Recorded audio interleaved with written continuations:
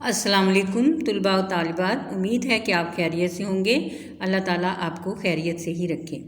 आज का हमारा लेक्चर है इक़्तिबास की तशरीह पर मबनी। आज हम इक़्तिबास की तशरीह करेंगे। यह आपका पहला सबक है हिजरत नबवी सल्लल्लाहु अलैहि वसल्लम और जिसके मुसन्निफ़ मौलाना शिबली नोमानी हैं। ठीक है बच्चों, अब हमने इस सबक में से एक पैराग्राफ लेना है, एक इक़्तिबास लेना है और जिसकी तशरीह करनी है। ठीक है, उर्दू में पैराग्राफ को इक़्तिबास कहते हैं। अब ये देखिए, इसमें से हमने जो पैराग्राफ लेना है वो ये है, इस बिना पर जनाबे अमीर। नज़र आ रहा है आपको? इस बिना पर जनाबे अमीर, ये है यहाँ से यहाँ तक। अब इस पैराग्राफ, ये सवाल नंबर 3 होता है पेपर में, और उसमें ये कहा जाता है कि जो ख़त कशीदा अल्फाज हैं उनके मानी भी अलग से लिखें, सबक का उन्वान और मुसन्निफ़ का नाम भी लिखें। तो बच्चों, सबक का उन्वान और मुसन्निफ़ का नाम आधे आधे नंबर का होता है। इस तरह टोटल 1 नंबर हो गया, और आधे आधे नंबर के ये वर्ड्स मीनिंग होते हैं, ये अल्फाज मानी। ठीक है, आधे नंबर का ये, आधे नंबर का ये, आधे नंबर का ये हो गए 1.5 नंबर, और 1 नंबर मुसन्निफ़ के नाम और उसके सबक के उन्वान के हो गए। तो ये तकरीबन 2.5 मार्क्स हो गए आपके। ठीक है, अब ये देखें, इसमें सवाल में कहा जाता है कि दर्ज झैल इक़्तिबास की तशरीह करें और सबक का उन्वान और मुसन्निफ़ का नाम और ख़त कशीदा अल्फाज के मानी अलग से लिखें। तो ख़त कशीदा इंग्लिश में तो आप लोग करते हो ना अंडरलाइन, तो अंडरलाइन का मतलब होता है कि लफ्ज़ के नीचे लाइन लगी होती है, लेकिन ख़त कशीदा का मतलब होता है लफ्ज़, जिस लफ्ज़ का आपने मानी लिखना है उस लफ्ज़ के ऊपर लाइन लगी होती है। तो अब ये देखिए, मैं आपको इसका करने का तरीका बताऊँगी, और इस तरीके के अलग से नंबर होते हैं। अब देखें ना, अगर आप जिस तरह बात कही गई है तो उस हर चीज़ के अलग अलग नंबर हैं। कि अगर कहा गया ख़त कशीदा अल्फाज के मानी लिखें, तो जितने लफ्ज़ दिए हुए वो सब आधे आधे नंबर के मिला के, तो बाज़ का 2 नंबर के 4 अल्फाज के मानी भी दिए होते हैं जो 2 नंबर के बन जाते हैं। और इसी तरह सबक का उन्वान है तो वो भी आधे नंबर का, मुसन्निफ़ का नाम है तो वो भी आधे नंबर का। तो देखें, हर चीज़ के नंबर हैं। और इसके बाद अगर ख़ूबसूरती भी हो, राइटिंग में लिखाई आपकी खूबसूरत हो, प्रॉपर लिखा हो, तो उसके तो सोने पर सुहागा है वो एग्ज़ामिनर। फिर उसकी लुक आपके पेपर की बहुत अच्छी आती है तो वो एग्ज़ामिनर बहुत खुश होता है, और मे भी कि आपकी वो जो छोटी मोटी गलतियाँ हैं वो इग्नोर हो जाएं और आपको नंबर अच्छे मिल जाएं। अब आप करने का तरीका ये है कि आपने सबसे पहले इस पैराग्राफ को, इस इक़्तिबास को 2-3 दफ़ा पढ़ा। अब इसके बाद आपको इसका सबक भी मालूम हो जाएगा, मुसन्निफ़ का नाम भी, फिर आप लफ्ज़ों पे के मानी पर गौर करेंगे। फिर ये सारी चीज़ें आपने अपने जहन में रेडी की। इसके बाद आपने अब लिखना शुरू करना है। तो लिखने के लिए आपने ये करना है कि आपने पेपर लिया तो सबसे पहले उस पर मार्जिन लाइन लगाएं, और मार्जिन लाइन आपकी जिसको उर्दू में हाशिया कहा जाता है वो 1.5 इंच का होना चाहिए। अब 1.5 इंच का आपने हाशिया लगाया, और ये मार्कर से लगाएं तो मोटा लगता है, और मार्कर के बीच में कट लगाकर जब लगाया जाता है तो वो डबल लाइन, एक ही दफ़ा आप लगा रहे होते हो तो डबल लाइन आ जाती है। अब इसके बाद आपने ये करना शुरू करना है। तो ये है सवाल नंबर 3। तो बच्चों, ये सवाल नंबर जो 3 है, तो इसमें आपने ये सवाल नंबर 3 लिखा। इसके बाद आपने ये 2-2 लाइनें इसकी खूबसूरती के लिए लगाई गई हैं, तो वही कट का मार्कर लेके लगाए हुए मार्कर को निब के आगे, कटी निब का मार्कर है उसके दरमियान में एक कट लगाते हैं ना, तो फिर ये डबल लाइन खुद ही लग जाती है। इसके बाद आपने अब करना शुरू करना है। तो सबसे पहले ये कहा गया है, तो आपने करना क्या है, ये है इक़्तिबास की तशरीह। क्या कहा गया है? इक़्तिबास की तशरीह। अब आप इक़्तिबास की तशरीह करने लगे हो। ठीक है, तो ये आपने लिखा इक़्तिबास की तशरीह।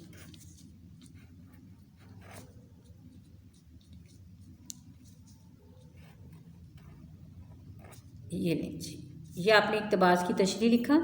अब आपने इसमें जो काम करने लगते हैं नीचे से, तो फिर ये 2 लाइन डॉट लगा के और ये लाइन लगाते हैं, इसका मतलब होता है कि अब नीचे से आप काम शुरू करने लगे हैं।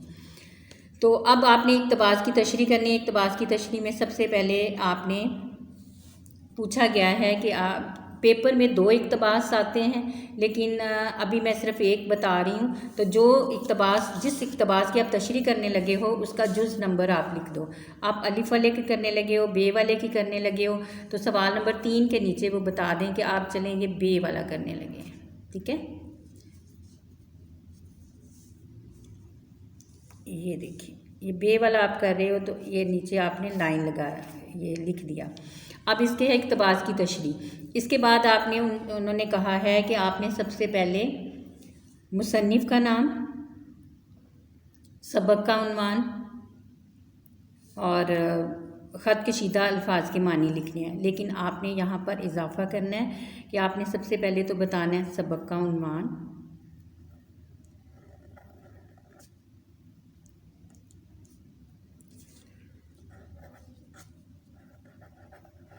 सबक का उन्वान क्या है, ये 2 डॉट लगाए, इसका मतलब है सामने से लिखना है।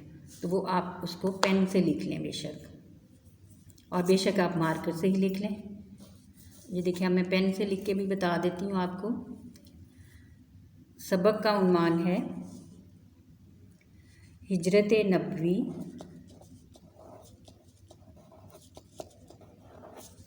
सल्लल्लाहु, ये कंप्लीट लिखना है, सल्लल्लाहु अलैहि वालिहि वसल्लम। ठीक है, ये लिख लिया।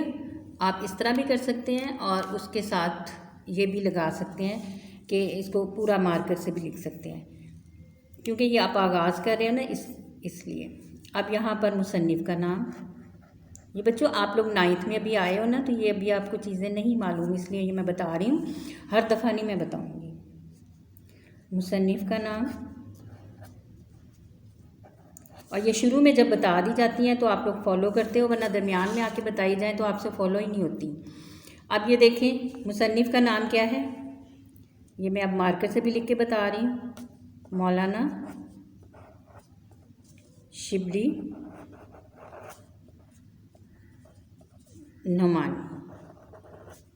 ठीक है, ये मैंने मार्कर से भी लिख के बता दिया, यानी आप इस तरह भी लिख सकते हो और इस तरह भी। इसके बाद आ गया, ये चीज़ उन्होंने पूछी नहीं है लेकिन आपने बतानी है। क्या बताना है आपने, सिन्फ़े अदब, सिन्फ़े अदब, क्या बताना है, सिन्फ़े अदब। मैं बार बार इसलिए बोल रही हूँ, आप भी मेरे पीछे पीछे बोलें। ये सिन्फ में दंदानों का ध्यान रखिएगा, ये एक स्वाद का होता है और ये नून। ये बाज़ बच्चे हैं एक दंदाना इसमें से कम लिखते हैं, यानी स्वाद का दंदाना ही नहीं बनाते। सिन्फ़े अदब है सीरत निगारी।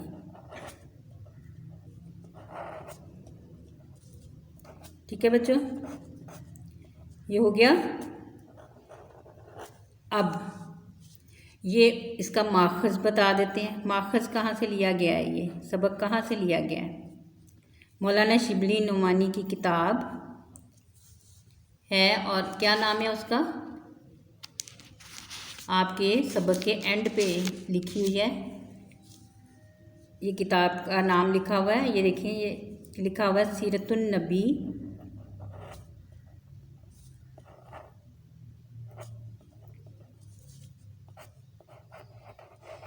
और इसके साथ भी आपने सल्लल्लाहु अलैहि वसल्लम पूरा लिखना है।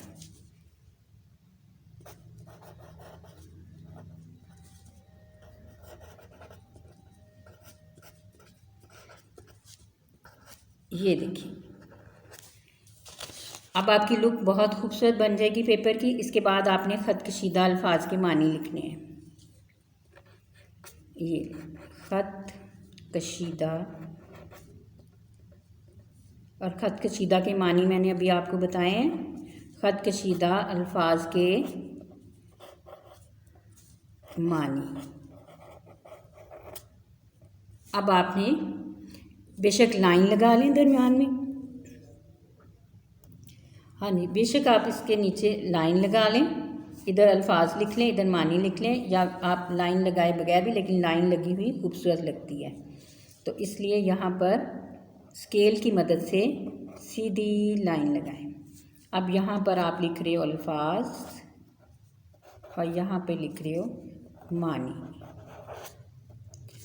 अब आपने पेन लेना है और पेन की मदद से आपने पेन से वो अल्फाज उतारने हैं जिनको ख़त कशीद किया गया, यानी जिन पर ख़त खींचा। ख़त का मतलब होता है लाइन, इंग्लिश में लाइन कहते हैं, उर्दू में ख़त कहते हैं। तो ये देखें, इसमें सबसे पहला लफ्ज़ था बिस्तरे ख्वाब। बिस्तरे ख्वाब, ये आप मार्कर से भी लिख सकते हो। और ये देखिए, अब इसके आगे इसका मानी लिखेंगे, सोने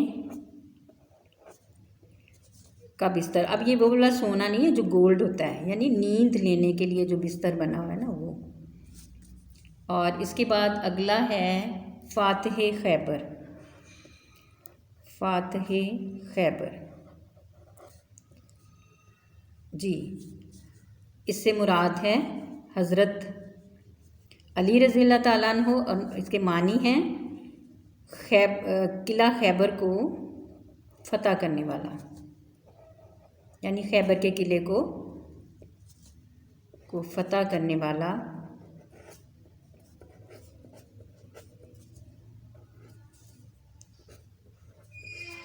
मुराद कौन मुराद है? हज़रत अली। ये हो गया। अब इसके बाद तीसरा लफ्ज़ है फ़र्श गुल।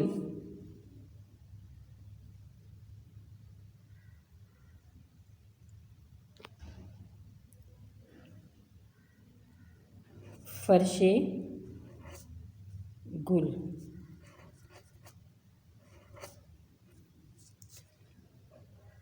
फूलों का फर्श, मतलब मुराद इससे फूलों का बिस्तर है। चलिए ठीक है, ये मीनिंग लिख लिया अब हमने। अब इसके बाद आपने इसकी तशरीह करनी है, तो आपने यहाँ पर हेडिंग देनी है तशरीह।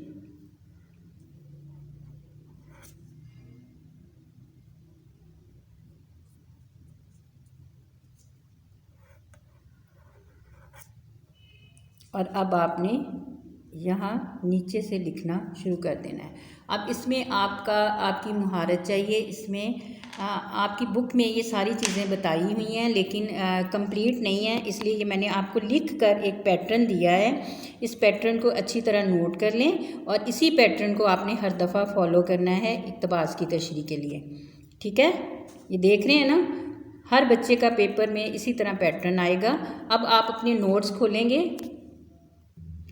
अब आप अपनी नोट्स खोलें तो उसमें देखें, ये इस तरह दिया हुआ है। सवाल नंबर 9, इक़्तिबास इस बिना पर जनाब अमीर हज़रत अली। ये जिस तरह इन्होंने इक़्तिबास को भी शॉर्ट फॉर्म में लिखा हुआ है, इस तरह आप भी लिख सकते हो। और ये ऊपर जो हवाला मतन है, ये भी आप इस तरह इसको हवाला मतन मार्कर से लिख सकते हो। ठीक है, इसके बाद मुसन्निफ़ का नाम जिस तरह मैंने बताया उस तरह लिखा, सबक का उन्वान, लेकिन सिनफ़ अदब और माखज़ नहीं लिखे हुए, वो मैंने आपको बता दिया किस तरह लिखने हैं। मुश्किल अल्फाज के मानी देखिए उन्होंने इस तरह बताए हुए हैं। और ये 4 मीनिंग बताए हुए हैं, बिना पर यानी सबब से, की वजह से। तो अब बाकी वही है मीनिंग। और इसके बाद अगले पेज पर आएँ, अगले पेज पर अगले सफ़े पर देखें, ये बड़ा अच्छा सियाको सबाक। आप बेशक इस सियाको सबाक की हेडिंग ना दें क्योंकि वो पूछी नहीं गई, लेकिन अगर आप दे देते हो तो कोई हर्ज नहीं है। अब मैं इसको पढ़कर आपको बताती हूँ। आपका पैराग्राफ था 4 लाइनों का, वो भी कंप्लीट नहीं थी, लेकिन आपकी इक़्तिबास की तशरीह जो है वो काफ़ी सैर हासिल होनी चाहिए। ये देखिए, सियाको सबाक में सबसे पहले पहला पैराग्राफ बना लीजिए। इसमें बताया हुआ मुसन्निफ़ के बारे में। मौलाना शिबली नोमानी का शुमार उर्दू के बड़े नसर निगारों में होता है। आपने मुख्तलिफ़ मौज़ूआत पर मज़ामीन तहरीर किए।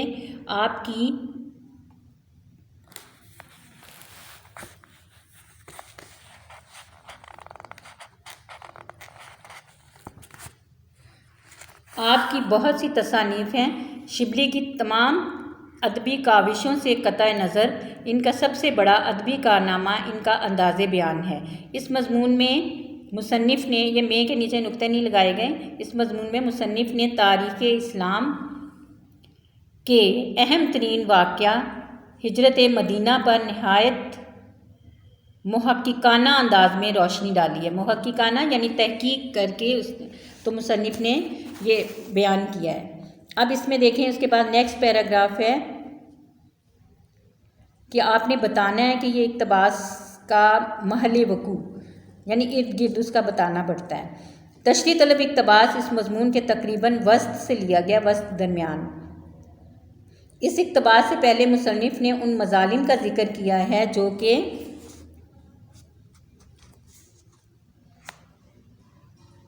जो कि कुफ़ार मक्का ने मुसलमानों पर दावत इस्लाम की वजह से किए, के सबब किए, यानी दावत इस्लाम की पादाश में किए, यानी मुसलमान दावत इस्लाम दे रहे थे, इस वजह से उन्होंने मुसलमानों पर जुल्म व सितम किए। आखिरकार अल्लाह ताला के हुक्म से मुसलमानों ने मदीना हिजरत की। कुफ़ार मक्का की दुश्मनी इस हद तक पहुँच गई थी कि उन्होंने नाउज़ बिल्लाह, इसको ब्रैकेट में कीजिएगा, हज़ूर सल्लल्लाहु अलैहि वसल्लम को कत्ल करने का इरादा किया। तशरीह तलब इक़्तिबास के बाद सफ़र मदीना के दौरान हज़ूर सल्लल्लाहु अलैहि वसल्लम के साथ रूनुमा होने वाले वाक़यात का ज़िक्र है। हज़ूर सल्लल्लाहु अलैहि वसल्लम ने 3 रातें गारे सौर में गुजारी। सुराका बिन हजशम ने इनाम की लालच में आपका पीछा की, आप सल्लल्लाहु अलैहि वसल्लम का पीछा किया और आखिर ताइब हुआ। मदीने के लोगों ने हज़ूर सल्लल्लाहु अलैहि वसल्लम का इंतहाई जोश और बलबले से इस्तकबाल किया। अब आप तशरीह कर रहे हैं। आपने तशरीह की हेडिंग अगर ऊपर दे दी है तो दोबारा आप तशरीह की हेडिंग यहाँ नीचे नहीं देंगे, और क्योंकि आपने ऊपर तशरीह की हेडिंग दे दी, तो अगर आप सियाक़ो सबाक़ की हेडिंग नहीं भी देते तो आप पैराग्राफ की सूरत में इस तरह तशरीह की हेडिंग देने के बाद लिख सकते हो। अब ये असल पैराग्राफ की तशरीह शुरू हो गई है। तशरीह तलब इक़्तिबास में मुसन्निफ़ हज़ूर सल्लल्लाहु अलैहि वसल्लम के सफ़र मदीना पर रवानगी के हालात व वाक़यात की वजाहत करते हुए कहता है या हमें बताता है कि ऐलान नबूवत के बाद कुफ़ार मक्का हज़ूर सल्लल्लाहु अलैहि वसल्लम की जान के दुश्मन बन गए, लेकिन इसके बावजूद उन्होंने हज़रत मोहम्मद सल्लल्लाहु अलैहि वसल्लम पर इस कदर भरोसा और एतमाद था कि अपनी अमानतें आपके पास रखवाते। चुनाचे जब आप सल्लल्लाहु अलैहि वसल्लम सफ़र मदीना पर रवाना होने लगे, उस वक्त भी आप सल्लल्लाहु अलैहि वसल्लम के पास बहुत सी अमानतें मौजूद थीं। आप सल्लल्लाहु अलैहि वसल्लम ने कुफ़ार मक्का के नापाक इरादे की आप सल्लल्लाहु अलैहि वसल्लम को कुफ़ार मक्का के नापाक इरादों की खबर हो चुकी थी। आप सल्लल्लाहु अलैहि वसल्लम ने हज़रत अली रज़ियल्लाहु ताला अन्हु को बुलाया और इरशाद फरमाया कि मुझे अल्लाह ताला की तरफ से हिजरत का हुक्म हो चुका है, मैं मदीने के लिए रवाना हो जाऊंगा। सुबह यहाँ लिखा हुआ है, वो उसमें बुक को हिलाकर ज़रा देखना पड़ता है, पेजेस उसके साथ जुड़े हुए हैं ना, तो आप अपने नोट्स पर इस तरह करके देख लीजिएगा। मैं सुबह मदीना के लिए रवाना हो जाऊंगा, तुम मेरे बिस्तर पर सो जाना और सुबह तमाम लोगों की अमानतें वापस कर देना। मुसन्निफ़ हज़रत अली रज़ियल्लाहु ताला अन्हु की जानसारी की वजाहत करते हुए कहता है, जब आप मुसन्निफ़ लिखते हो तो फिर कहता है लिखें कि अगरचे ये हालात इंतहाई पुरख़तर थे और हज़रत अली रज़ियल्लाहु ताला अन्हु को भी मालूम हो चुका था कि कुफ़ार मक्का के इरादे दुरुस्त नहीं और हज़ूर सल्लल्लाहु अलैहि वसल्लम के बिस्तर पर सोना जान को ख़तरे में डालने के मुतरादिफ़ है, मगर हज़रत अली रज़ियल्लाहु ताला अन्हु ने हज़रत अली रज़ियल्लाहु ताला अन्हु को इस कदर आप सल्लल्लाहु अलैहि वसल्लम से उल्फत थी, लगाव था, मोहब्बत थी कि हज़ूर सल्लल्लाहु अलैहि वसल्लम के लिए अपनी जान का नजराना पेश करना आप अपने लिए बाइसे सादत समझते थे। इसलिए हज़ूर सल्लल्लाहु अलैहि वसल्लम का बिस्तर हज़रत अली रज़ियल्लाहु ताला अन्हु के लिए फूलों की सेज था। ठीक है, यानी उनके लिए ये फूलों का फर्श था, फूलों का बिस्तर था। तो ये फूलों की सेज भी मीनिंग आप लिख सकते हो, जो आपने पीछे फूलों का बिस्तर लिखा था ना। ठीक है बच्चों, इसको मज़ीद भी एक्सप्लेन आसान लफ्ज़ों में कर सकते हो। माशाल्लाह से बच्चे समझदार होते हैं, तो आप जब समझ कर और सेंटेंस मेकिंग आपकी सही हो तो आप अपनी वर्डिंग में भी कर सकते हो, लेकिन उसका सही एक्सप्लेन होना चाहिए। तो याद कर लें तो ज़्यादा बेहतर है। तो इसको याद कर कर पैराग्राफ को अपने सामने इक़्तिबास को रखें और फिर उसकी तशरीह ज़ुबानी करें, यानी ख़ुद से करें और इसी पैटर्न पर अमल करते हुए। ओके स्टूडेंट्स, हमारा आज का तीसरा लेक्चर भी कंप्लीट हुआ और आज हमारा ये उर्दू का फर्स्ट जो सबक है वो भी अपने अंजाम को पहुंचा। ओके, अल्लाह हाफिज़, विश यू गुड लक।